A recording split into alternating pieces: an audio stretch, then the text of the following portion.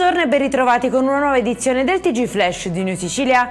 In apertura nessun caso confermato di antivirus in Italia, tutti negativi, test eseguiti sui casi sospetti monitorati nelle ultime ore, compresa la turista ricoverata a Messina dopo il rientro dall'Argentina. Le autorità sanitarie mantengono alta l'attenzione, ma al momento non c'è alcun allarme contagio.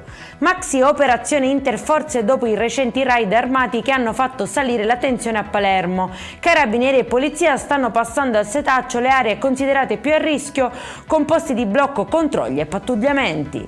Archiviato il procedimento sulla morte della neonata di 6 mesi trovata senza vita nella culla a Vittoria. Gli accertamenti hanno escluso la responsabilità dei genitori. La bimba sarebbe morta per una grave insufficienza cardiorespiratoria.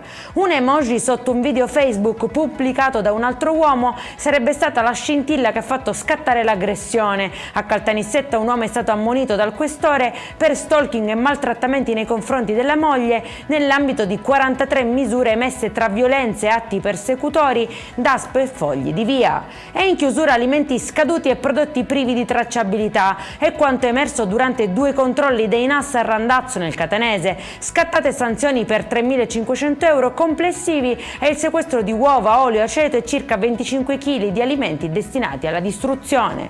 Per questa edizione è tutto, prossimo appuntamento alle 19:30, buona giornata.